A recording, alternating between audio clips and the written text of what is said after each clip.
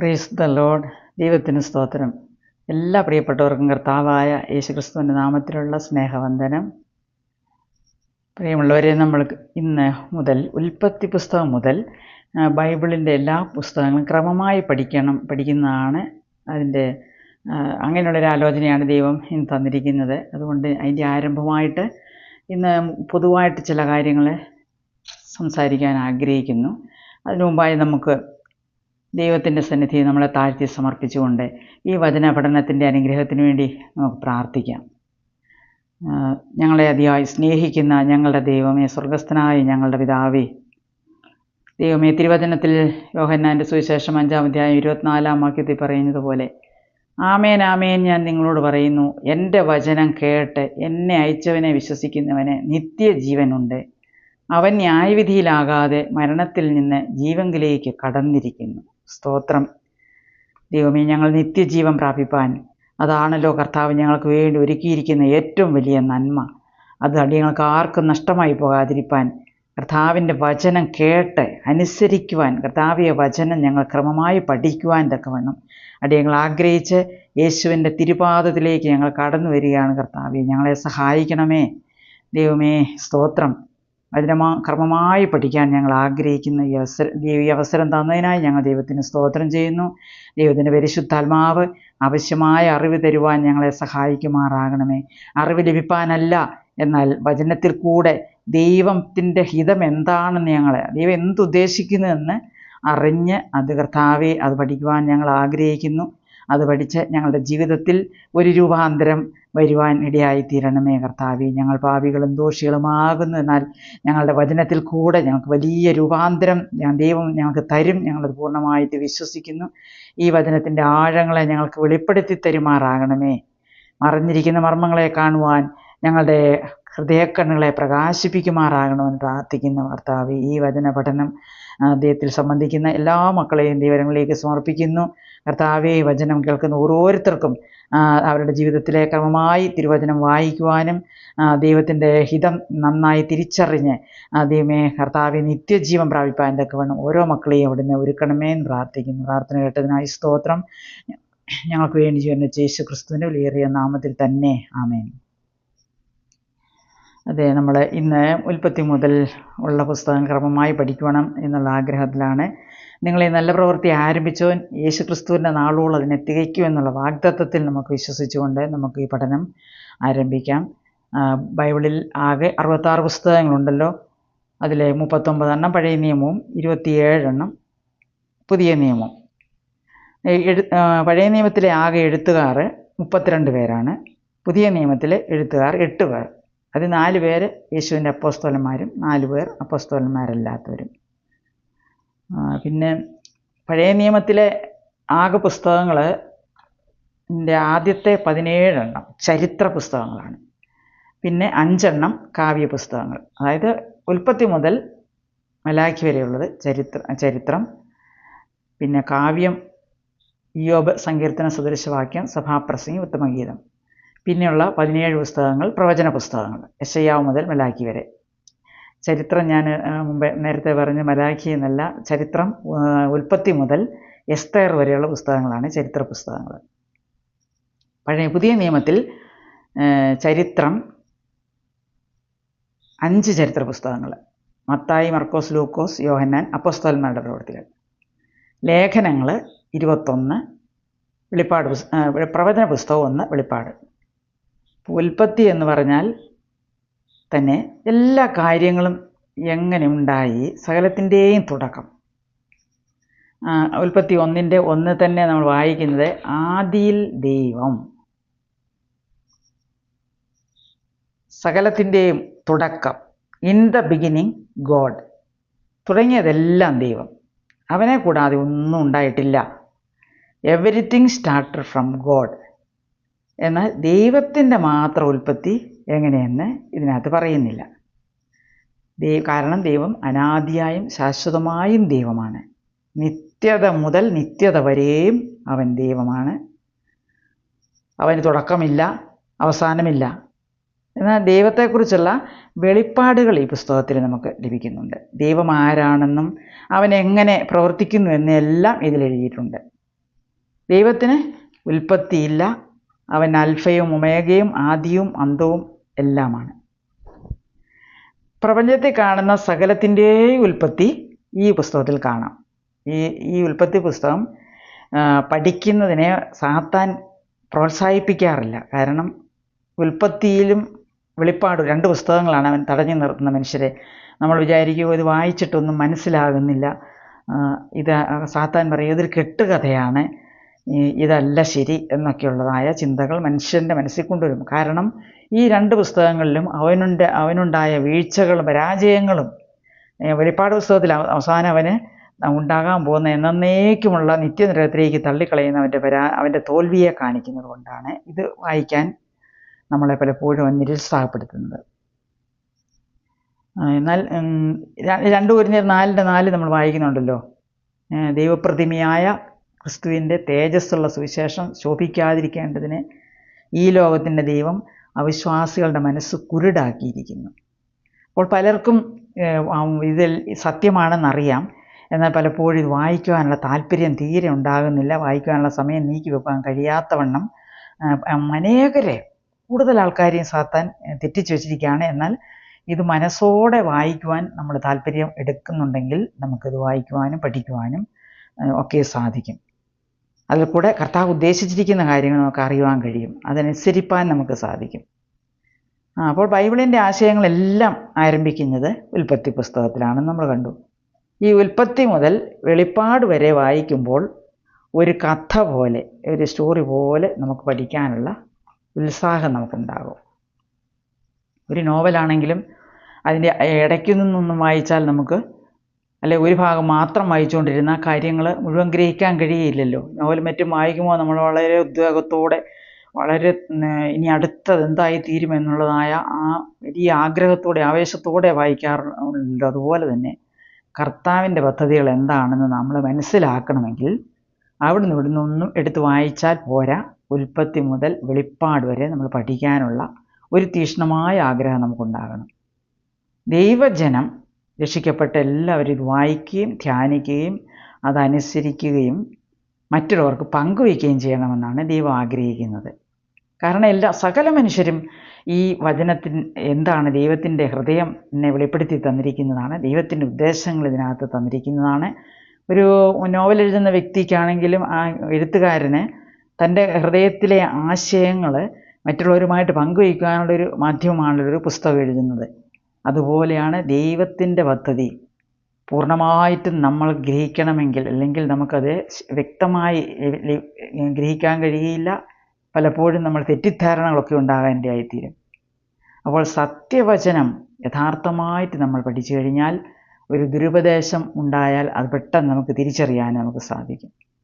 അതുകൊണ്ടൊക്കെയാണ് നമ്മൾ ബൈബിൾ മുഴുവനായിട്ട് പഠിക്കുവാനുള്ളൊരു മനസ്സ് നമുക്കുണ്ടെങ്കിൽ തീർച്ചയായിട്ടും നമുക്കിത് ദൈവത്തിൻ്റെ പരിശുദ്ധാത്മാവ് നമ്മളെ സഹായിക്കും. അപ്പോൾ ബൈബിളിൻ്റെ ആശയങ്ങളെല്ലാം ആരംഭിക്കുന്നത് ഉൽപ്പത്തി പുസ്തകത്തിലാണ്. ഈ ഉൽപ്പത്തി പുസ്തകം പഠിച്ചെങ്കിൽ, ശരിയായി നമുക്ക് മനസ്സിലാക്കിയെങ്കിൽ മാത്രമേ ബാക്കിയുള്ള എല്ലാ പുസ്തകങ്ങളും, പ്രത്യേകിച്ച് വെളിപ്പാട് പുസ്തകം, നമുക്ക് മനസ്സിലാകുകയുള്ളൂ. അടിസ്ഥാനം ശരിയായില്ലെങ്കിൽ മുൻപോട്ടുള്ളവ മനസ്സിലാകാൻ കാര്യം പ്രയാസമാണ്. എന്തെങ്കിലും അവിടുന്ന് ഇവിടുന്ന് ഓരോ കഥകൾ കേട്ടാൽ നമ്മൾ അപൂർണമായിരിക്കും. അത് പാപം എങ്ങനെ ഉണ്ടായി, അതിൻ്റെ അവസാനം എന്താകും, ഇതെല്ലാം നമ്മൾ അറിയണമെങ്കിൽ ആദ്യോടന്തം ബൈബിൾ പല ആവർത്തി വായിക്കണം. ബൈബിളിൻ്റെ യഥാർത്ഥ സത്യങ്ങൾ മനസ്സിലാക്കേണ്ടത് വളരെ ആവശ്യമുള്ള കാര്യമാണ്. അടിസ്ഥാനങ്ങൾ മറിഞ്ഞു പോയാൽ നീതിമാൻ എന്ത് ചെയ്യും? എല്ലാ അടിസ്ഥാനങ്ങളും ഈ പുസ്തകത്തിൽ നിന്നാണ് ലഭിക്കുന്നത്.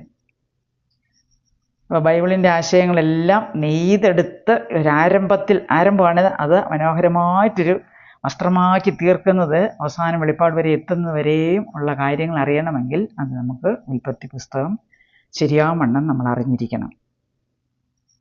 ദൈവകൃപയാൽ ഈ ദിവസങ്ങളിൽ എനിക്ക് ഈ പുസ്തകങ്ങൾ പഠിക്കുവാനുള്ള അവസരം ദൈവം തന്നുകൊണ്ടിരിക്കുകയാണ്. അതുകൊണ്ട് അപ്പോൾ എനിക്ക് ദൈവം തന്നെ ഒരു ആലോചന തന്നു, ദൈവമക്കൾക്കും ഇത് ഷെയർ ചെയ്യുക. അത് നമുക്ക് വെറുതെ വായിക്കുന്നതിനേക്കാളും കുറച്ചുകൂടെ കാര്യങ്ങൾ ഗ്രഹിക്കുവാനും അത് നമുക്ക് പ്രയോജനകരമായി തീരുന്നുണ്ടെങ്കിൽ മറ്റു പ്രിയപ്പെട്ടവർ കൂടെ അത് പങ്കുവയ്ക്കുകയും ചെയ്യുവാൻ നിങ്ങൾ ഓരോരുത്തരും താല്പര്യപ്പെടുമല്ലോ എങ്കിൽ അത് അനേകരുടെ കരങ്ങളിൽ എത്തിച്ചേരും. അനേകർക്ക് താല്പര്യത്തോടെ വചനം സത്യമായി തന്നെ മനസ്സിലാക്കുവാനും ഈ പഠനത്തിൽ കൂടെ ദൈവം നമ്മളെ സഹായിക്കും. പുതിയ വേദപുസ്തകത്തിൻ്റെ ആശയങ്ങളെല്ലാം ആരംഭിക്കുന്നു ഉൽപ്പത്തി പുസ്തകത്തിലൂടെയാണ്. പുതിയ നിയമത്തിൽ 17 പുസ്തകങ്ങളിലെ 60 പ്രാവശ്യം ഉൽപ്പത്തിയിൽ നിന്നുള്ള ഉദ്ധരണിയുണ്ട്. അതായത് 60 ഡയറക്റ്റ് കൊട്ടേഷൻസ് ഉണ്ട്. ഇതിൻ്റെ പ്രാധാന്യം എത്ര വലുതാണ് നമ്മൾ മനസ്സിലാക്കണം. ഇത് ഒറിജിനാണ്, എന്നാൽ അതിൻ്റെ സകലത്തിൻ്റെയും ബിഗിനിങ് ആണ്, സകലത്തിൻ്റെയും തുടക്കമാണ്, സോഴ്സാണ്. എന്തിൻ്റെ?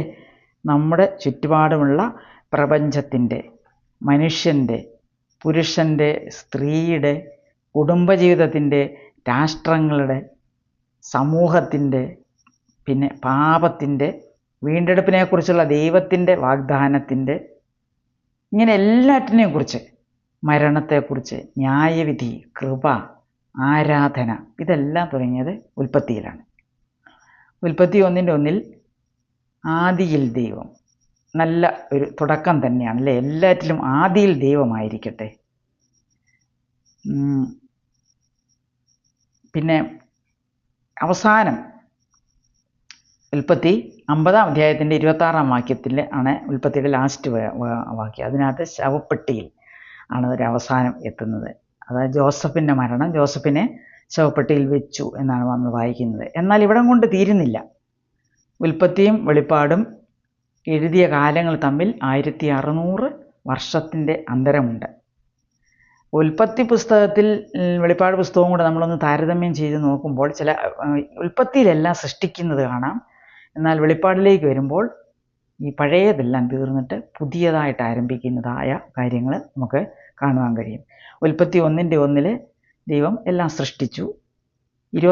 വെളിപ്പാട് 21-ന്റെ 5-6 വാക്യങ്ങളിൽ ഇനി മരണമുണ്ടാകുകയില്ല, ഒന്നാമത്തേത് കഴിഞ്ഞുപോയി, സകലവും പുതുതാക്കുന്നു എന്നാണ്. ഉൽപ്പത്തി 1 ആകാശവും ഭൂമിയും സൃഷ്ടിച്ചു. എന്നാൽ വെളിപ്പാട് 21-23 പറയുന്നത് പുതിയ ആകാശവും പുതിയ ഭൂമിയും, പഴയത് കഴിഞ്ഞ് മാറിപ്പോയി, പുതിയത്. ഉൽപ്പത്തി 1:4 സൂര്യനെയും ചന്ദ്രനെയും ഉണ്ടാക്കിയത് കാണുന്നു. എന്നാൽ വെളിപ്പാട് 21-23 സൂര്യനും ചന്ദ്രനും ഇനി ആവശ്യമില്ല. ഉൽപ്പത്തി 1:5 പകലും രാത്രിയും. വെളിപ്പാട് 22:5 ഇനി രാത്രിയില്ല, പകൽ മാത്രമേ ഉള്ളൂ അവിടെ. പിന്നെ ഉൽപ്പത്തി 1:10 സമുദ്രം ഉണ്ടായത് നമ്മൾ കാണുന്നു. വെളിപ്പാട് 21:1 സമുദ്രവും ഇനിയില്ല. അപ്പോൾ ഉൽപ്പത്തിയിൽ ഉണ്ടാക്കിയത് കാര്യങ്ങളെല്ലാം വെളിപ്പാടിൽ വരുമ്പോൾ അതിന് ഒരു മാറ്റവും അല്ലെ പുതുതായിട്ടുണ്ടാക്കപ്പെടുന്നതുമായിട്ടുള്ള കാര്യങ്ങളാണ് കാണുന്നത്. ഈ പുസ്തകം നമ്മുടെ ഭൂമിയിലെ ജീവിതത്തിൽ നമ്മൾ അനുവർത്തിക്കേണ്ട കാര്യങ്ങളാണ്. ഇതിൻ്റെ എഴുത്തുകാരൻ മോശ തന്നെയാണ്. നമ്മളോർക്കും മോശ ജനിക്കുന്നതിന് മുമ്പാണല്ലോ ഉള്ള സംഭവങ്ങളാണല്ലോ ഇതെന്ന്. ഇത് മോശയ്ക്ക് എങ്ങനെ കിട്ടി? സീനായി മലയിൽ വെച്ച് ദൈവം വെളിപ്പെടുത്തി കൊടുത്തതാണ്, മോശയ്ക്ക് വെളിപ്പെടുത്തി കൊടുത്തതാണ്. മോശയുടെ കാലത്ത് തന്നെ ഈ എഴുത്തുവിദ്യകളൊക്കെ ഉണ്ടായിരുന്നു. കായിൻ്റെ കാലത്ത് തന്നെ ദൈവം കായിനൊരു അടയാളം കൊടുക്കുന്നതായിട്ട് നമ്മൾ കാണുന്നുണ്ടല്ലോ. അത് ഡീകോഡ് ചെയ്യാൻ പറ്റുന്നതായ അടയാളമാണ്. അപ്രകാരമുള്ള അന്നേ ആ എഴുത്തുവിദ്യകളൊക്കെ ഉണ്ടായിരുന്നു. മാത്രമല്ല അപ്പോസ്തല പ്രവൃത്തി 7-ാം അധ്യായത്തിൻ്റെ 37-38 വാക്യങ്ങൾ നമ്മൾ വായിച്ചു നോക്കുമ്പോൾ നമുക്ക് തരുവാൻ ജീവനുള്ള അരുളപ്പാട് ലഭിച്ചവനും അവൻ തന്നെ നമ്മൾ വായിക്കുന്നത് മോശയെക്കുറിച്ച്. നമുക്ക് തരുവാൻ ജീവനുള്ള അരുളപ്പാട് ലഭിച്ചവനും, അപ്പോൾ മോശ തന്നെയാണ് എന്നുള്ളതിന് ഒരു സംശയവുമില്ല. ജീവനുള്ള അരുളപ്പാട് ദൈവം മോശയുടെ കയ്യിൽ കൊടുത്തുവിട്ടു. ദൈവം തൻ്റെ കൈകൊണ്ട് എഴുതി കൊടുത്തതാണ് ആദ്യത്തെ 10 കൽപ്പനകൾ. വിരലുകൊണ്ടാണ് എഴുതി കൊടുത്തത്. പിന്നെ ദൈവം മോശയ്ക്ക് മാതൃക കാണിച്ചു കൊടുത്തു. അതൊക്കെ നമ്മൾ കാണുന്നുണ്ട്. ഞാൻ കാണിച്ച മാതൃക പ്രകാരം തന്നെ നീ സമാഗമന കൂടാരം ഉണ്ടാക്കണമെന്നൊക്കെയുള്ളത് നമ്മൾ തിരുവചനത്തിൽ വായിക്കുന്നുണ്ട്. അപ്പോൾ അതുകൊണ്ട് പ്രവചനം പത്രോസിൻ്റെ ലേഖനത്തിലും പറയുന്നുണ്ട്. 2 പത്രോസ് 1:20-21 പ്രവചനം ഒരിക്കലും മനുഷ്യൻ്റെ ഇഷ്ടപ്രകാരം വന്നതല്ല, ദൈവകൽപ്പനയാൽ മനുഷ്യർ പരിശുദ്ധാത്മ നിയോഗം പ്രാപിച്ചിട്ട് സംസാരിച്ചതത്രേ. അപ്പോൾ ബൈബിൾ മുഴുവനും ദൈവത്തിൻ്റെ ആത്മാവിൻ്റെ അരുളപ്പാടാണ്, ദൈവത്തിൻ്റെ അരുളപ്പാടാണ്, ദൈവത്തിൻ്റെ സംസാരമാണ്. പിന്നെ പഴയ നിയമത്തിൽ ഏറ്റവും കൂടുതൽ പുസ്തകം എഴുതിയ ആൾ മോശയാണ്. മോശ വളരെയധികം പ്രാധാന്യമുള്ള ഒരു വ്യക്തിത്വം തന്നെയാണ്. 5 ഉൽപ്പത്തി, പുറപ്പാട്, ലേവ്യ, സംഖ്യ, ആവർത്തനം, പഞ്ചഗ്രന്ഥങ്ങൾ മോശ എഴുതിയതായിട്ട് നമ്മൾ വിശ്വസിക്കുന്നു, അറിയുന്നു. പിന്നെ 90-ാം സങ്കീർത്തനം മോശ എഴുതിയതാണ്. പുതിയ നിയമത്തിൽ ഏറ്റവും കൂടുതൽ പുസ്തകങ്ങൾ എഴുതിയത് അപ്പോസ്തലനായ പൗലോസാണ്. രണ്ടാമത്തെ സ്ഥാനം അപ്പോസ്തലനായ യോഹന്നാനാണ്. വിഷയത്തിൻ്റെ അടിസ്ഥാനത്തിൽ നമുക്ക് ഉൽപ്പത്തി പുസ്തകത്തെ രണ്ടായിട്ട് വിഭജിക്കാം. ഒന്നാമത്തെ പാർട്ട് 1-ാം അധ്യായം മുതൽ 11-ാം അധ്യായം വരെ മാനവ ചരിത്രം, ഹ്യൂമൻ ഹിസ്റ്ററി. അത്രയും ഈ 1 മുതൽ 11 വരെയുള്ള അധ്യായങ്ങളിലെ സംഭവങ്ങൾ ഈ 2000 വർഷക്കാലത്തെ സംഭവങ്ങളുണ്ട്. രണ്ടാമത്തെ പാർട്ട് 12-ാം അധ്യായം മുതൽ 50-ാം അധ്യായം വരെ ജീവചരിത്രമാണ്. 1 മുതൽ 11 വരെ മനുഷ്യരെങ്ങനെ ഉണ്ടായി എന്നുള്ള മാനവ ചരിത്രം.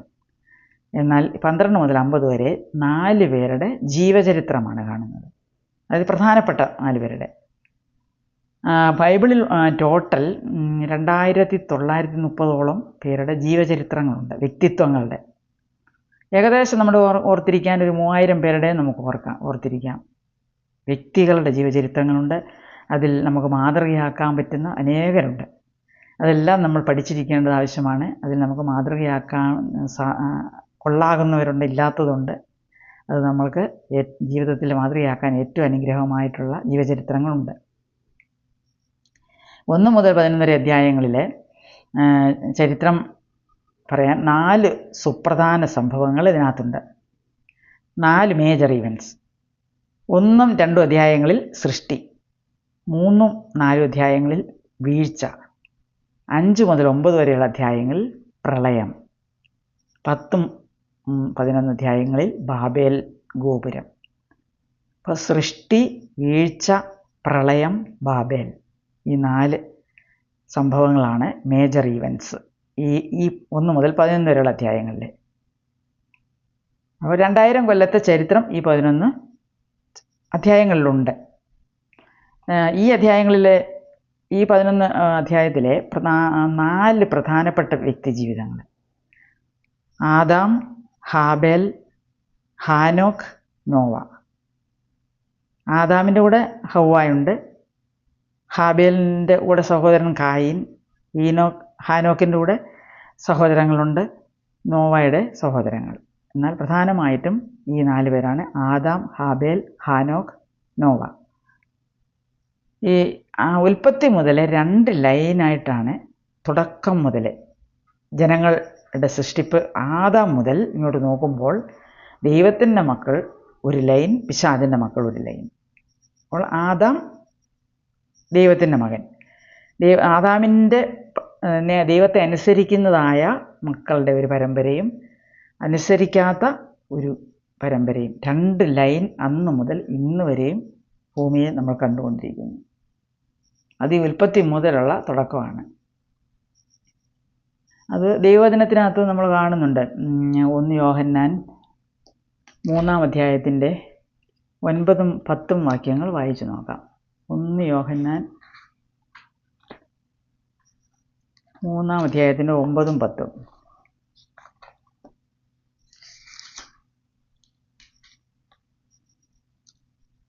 ദൈവത്തിൽ നിന്ന് ജനിച്ചവനാരും പാപം ചെയ്യുന്നില്ല, അവൻ്റെ വിത്ത് അവനിൽ വസിക്കുന്നു. ദൈവത്തിൽ നിന്ന് ജനിച്ചതിനാൽ അവന് പാപം ചെയ്യുവാൻ കഴിയുകയുമില്ല.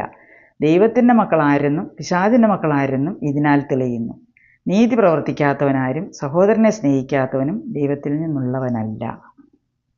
അപ്പോൾ 2 ലൈനിൻ്റെ കാര്യം നമുക്ക് മനസ്സിലായല്ലോ. 1 പിശാചിൻ്റെ ലൈനുണ്ട്.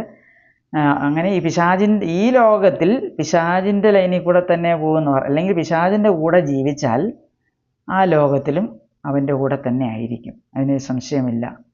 അതുകൊണ്ടാണ് നമ്മൾ സകലരോടും ദൈവം വിളിക്കുന്നു, എല്ലാ മനുഷ്യരെയും ദൈവം വിളിക്കുകയാണ്. കർത്താവ് ദൈവത്തിൻ്റെ പദ്ധതിയിൽ അംഗങ്ങളായിത്തീരുക. അതിനാണ് അംഗങ്ങളായി തീർന്നിരിക്കുന്നത്. നമുക്ക് ഓരോരുത്തർക്കും ഇതിൽ പങ്കാളികളാകുവാൻ, ഇത് കർത്താവ് പറഞ്ഞിരിക്കുന്ന കാര്യങ്ങൾ ഏറ്റെടുത്ത് ആ ശുശ്രൂഷ ചെയ്യുവാനുള്ള ചുമതല നമുക്കുണ്ട്. നമ്മളിത് വായിച്ച് ഗ്രഹിക്കുകയും നമുക്കൊരു രൂപാന്തരം ഉണ്ടാകുകയും നാം ഈ വചനങ്ങൾ അനുസരിക്കുകയും ഇതുവരെ ദൈവത്തിൻ്റെ ലൈനിലേക്ക് വന്നിട്ടില്ലാത്തവർക്ക് ഇത് സത്യത്തെ ഈ സ്നേഹത്തോടെ നമ്മളവർക്ക് പങ്കുവയ്ക്കുകയും ചെയ്യുന്ന, അവർക്ക് വേണ്ടി പ്രാർത്ഥിക്കുകയും ചെയ്യുന്ന ശുശ്രൂഷയാണ് ദൈവം ദൈവമക്കൾക്ക് നൽകിയിരിക്കുന്നത്. അതിനായിട്ടാണ് നമ്മൾ ഈ വചനം പഠിക്കുന്നത്. നമുക്കറിയാം, ഹാനോക്ക് ദൈവത്തോട് കൂടെ നടന്നു, ദൈവം അവനെ എടുത്തുകൊണ്ടതിനാ കാണാതെയായി. അപ്പോൾ ദൈവത്തോട് കൂടെ നടക്കുന്നവർ ദൈവത്തോടു കൂടെ തന്നെ പോകും.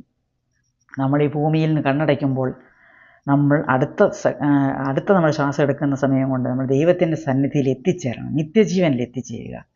അതാണ് നമുക്ക് ലഭിക്കുന്ന ഏറ്റവും വലിയ അനുഗ്രഹം, ഏറ്റവും വലിയ നന്മ. ഭൂമിയിൽ ലഭിക്കുന്നതായ താൽക്കാലിക നന്മകളൊന്നുമല്ല. അതുകൊണ്ട് തന്നെ ഈ വചന പഠനം നമുക്ക് ഏവർക്കും അനുഗ്രഹമായി തീരുവാൻ പ്രത്യേകം നമുക്ക് പ്രാർത്ഥിക്കാം. ഈ വചനങ്ങളാൽ ദൈവം നമ്മളെ അനുഗ്രഹിക്കട്ടെ. ദൈവത്തിന് സ്തോത്രം.